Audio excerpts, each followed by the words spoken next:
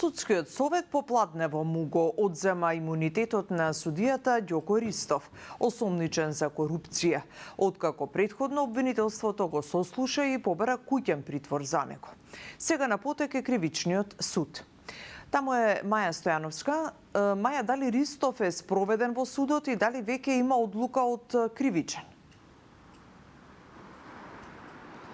Тања, според последните информации кои што ги имам од кривичниот суд е тоа дека судијата Ѓоко Ристов веќе се наоѓа овде во кривичниот суд и е практично пред судија на претходна постапка кој ќе треба да одлучи дали ќе го прифати предлогот од страна на основното јавно обвинителство за гонење на организирана криминал и корупција за определување на мерка куќен притвор, но и за определување на други мерки на предпазливост. Откако и судскиот совет на вонредна седница која што беше на попладнево, даде зелено светло за одземање на неговиот имунитет. Исто така го одобри и предлогот за мерка куќен притвор, но исто така и донес одлука за временно оддалечување од функцијата на Ристов до правосилност на кривичната постапка.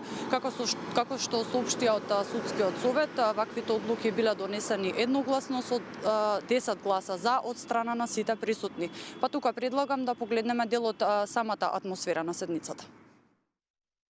Првата точка е да се донесе одлука за да му се одземе имунитетот на судијата Ѓоко Ристов заради непречено водење на кривичната постапка. Како што напомена и ти Тања, Ристов овде во кривичниот суд доаѓа од обвинителството, каде што тој претходно беше сослушан. Сега обвинителството него го товари за кривично дело противправно стекнување и прикривање имот и перење пари и други приноси од казниво дело. Како што напоменав, до кривичниот суд ја достави и ова предлог мерка за куќен притвор, но и за определување на други мерки на предпазливост. Тука предлагам да погледнеме што соопштија од обвинителството. Денеска предметниот јавен обвинител од обвинителството за гонење на организиран криминал и корупција го сослуша осомничениот судија и му ги предочи прибраните докази, врз основа на кои се темели основаното сомневање дека ги сторил делата што му се ставаат на товар, ценејќи ги објективните услови што е потребно да бидат исполнети за определување на мерка за обезбедување присуство, како и субјективните што истата ја оправдуваат на судијата на претходна постапка при основниот кривичен суд Скопје. Јавниот обвинител му достави предлог на осомничениот да му биде определена мерка куќен притвор.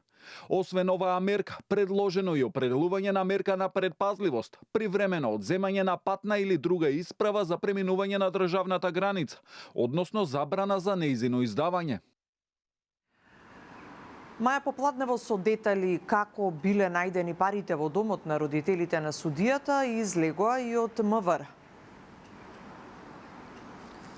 Да, Тања, МВР излезе со детали како практично стигнале до сумата 350.000 евра во домот на неговите родители, практично парите кои што беа пронајдени во ѕид, но исто така тие кажаа дека тој пријавувал и лажна состојба за неговиот имот, но и за имотот на неговите родители. Тука предлагам да слушнеме повеќе детали во однос на самото пронаоѓање на парите.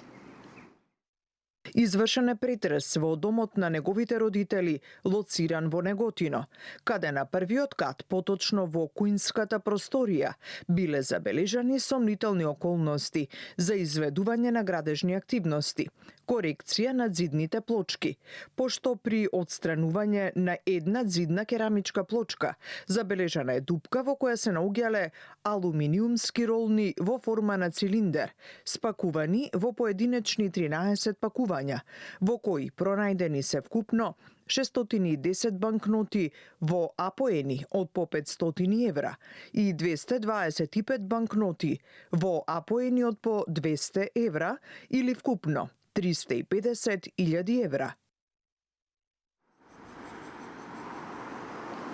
Така, ние секако остануваме овде да проследиме одлуката на самиот судија, кој што практично треба да одлучи дали Ристов заминува во куќен притвор или не, па повеќе детали најавувам во следното издание на Вестите. Студија. Маја, ти благодарам.